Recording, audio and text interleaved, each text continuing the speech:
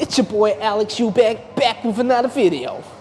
Right, so the first thing I'm going to start off doing tonight is open up the shoulders. So what I like to do every time when I'm doing something shoulder related is, obviously when I open up the scapula, I want to open up the rotator cuff. How I like to do it is use this little rubber band. So I'm going to go usually 10 here to the sternum. So what I try to do with the band is I sort of separate the band rather than like pulling it in like a bench press. I find that's the best way to do it, because if you sort of pull it in like this here, you're not really opening up these wee small muscles in the back, especially with your shoulders. So you sort of pull away from each hand, just like this here. So we'll only demo a couple here. All right, and then from there what I like to do is I turn it at this angle and then open it up across my chest, same thing, pulling the bands away from each other. I usually do about 10 on each side, 10 reps this way also. And then as well as that, to really open up when I'm doing shoulder pressing and it's coming up over my head, I like to use the band, bring it right up, sort of aim to hit your lower back and then right over, just like that. So again, you can do anything between 5 to 10 reps and just rotate that until you start to feel a bit of blood going into your shoulders. So tonight what I'm going to be working on is seated shoulder press. Now I've done the overhead press the other night, but back's a wee bit sore from it, just because I definitely was hyperextending some of them reps, which isn't a good thing. So I'm going to do the seated press tonight. I'm going to play around with that. Right, so what I'm going to do here tonight is I'm going to push as close to failure as I can on the dumbbell press. So I've a wee belt on me as well here, just because with work and stuff today, and even pressing the other night, just feel a wee bit of a twinge in it. I'm not going super heavy here by any means, so it shouldn't do anything to my back, but just to be safe and just to make sure that I'm feeling comfortable and I'm not focusing in on my back and I'm focusing on my shoulders, hence why I'm wearing the belt. So 20 kilos, see how many good reps, good nice clean reps I can get.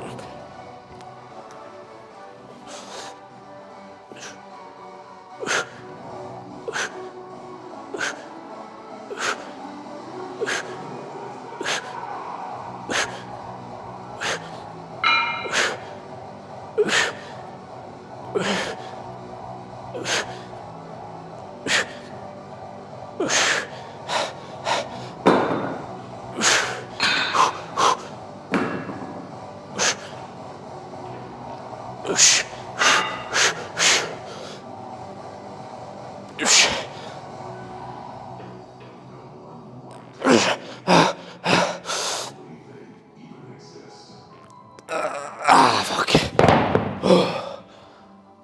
It's not bad. Happy enough for that.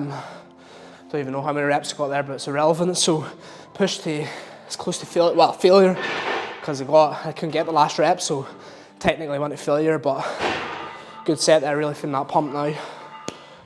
Whew. This here is going to be a drop set, so the fuck's that? What the fuck, that's mad. Right, this is going to be a drop set here, so what I'm going to be doing is I'm going to be using the 20s first, same thing, get as many reps to failure as I can, then I'm going to jump on the 15s, which I first started warming up with, and see how that goes as well.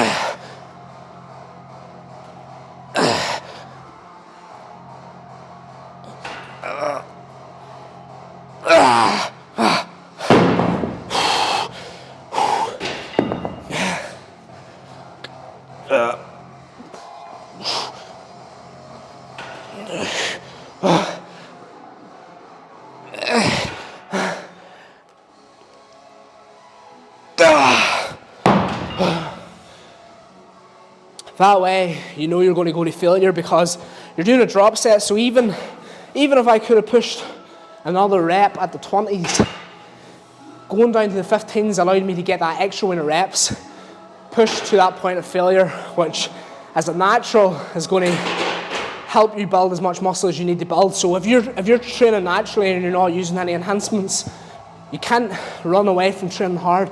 You have to train hard, even if you're natural. A lot of people will go, well, I'm natural, you know, I'm not going to have the same recovery. That's not an excuse not to train hard, so you have to push yourself extra hard, I think, believe it or not. I'm not natural. Well, that's his opinion. Okay, so what I'm going to do is I'm going to move on to like a flat bench here. Well, I mean, I've got it up 1 pin, so technically it's a bit of an incline, but a very small incline at that.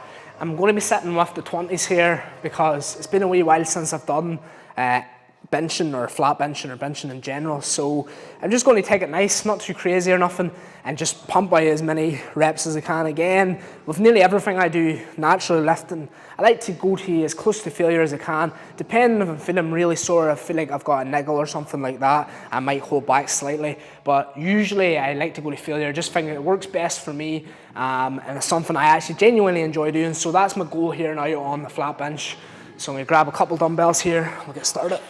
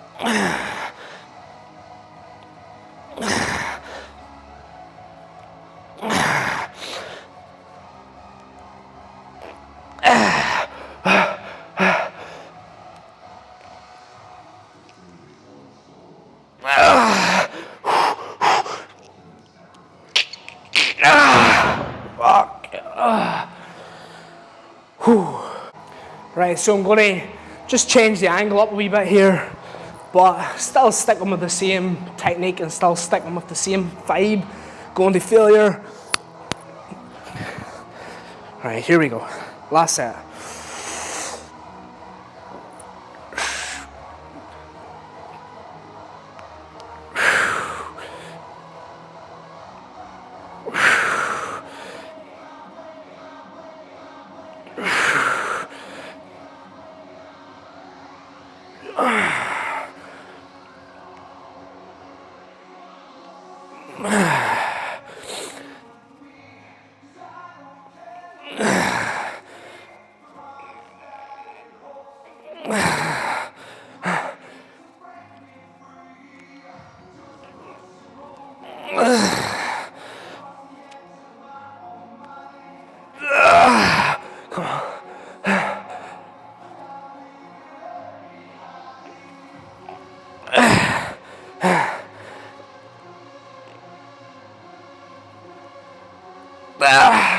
Two more, come on.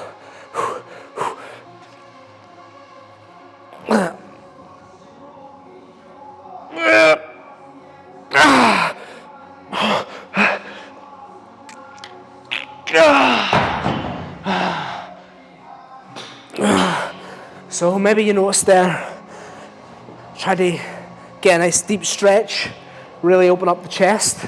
It's the first thing I'm focusing on there. And then beginning reps, so I'm trying to really expand the chest, all right, and really get that nice stretch, and then coming to the top and really trying to bring the pegs in together, so squeeze nice and hard. And then even on failure there, that last rep, I knew myself that was my last rep, but instead of just throwing the weights down, I want to slowly control the eccentric portion of the movement, so bringing it down nice and slow for my last and final rep. And that's just another way to get a wee tiny bit more out of the exercise. So if you're watching this here and you're trying to think about ways you can push yourself a wee bit harder, so maybe in the concentric coming up and you feel, right, that's it, I finally got that last rep, but you know, you're worried about, well, if I go down again, I'm not going to get it. Just learn to slow the weight down, and that's going to add to that extra stimulus, and it's also going to add to that failure. All right, so the last thing I'm going to do here for chest is I'm going to hit the cables. So this is a good way to just add that extra wee bit of blood into the muscle. I also like it because it sort of focuses in on the chest a wee bit more, rather sometimes when you're pressing, you're doing your pressing movements, your compound movements, sometimes you're obviously using other muscles, you know, where this kind of, so to speak, isolates the muscle a wee bit. So that's the goal here. I'm just going to focus in now on getting a wee bit extra blood into the chest. Since I didn't do a ton of work on the chest tonight, I don't feel it's going to be a bad thing to add that wee bit extra blood, a wee bit pump. I'm also going to remove the vest so you can kind of hopefully see a wee bit of pec muscle. That's kind of what I'm aiming for. So we'll set this here.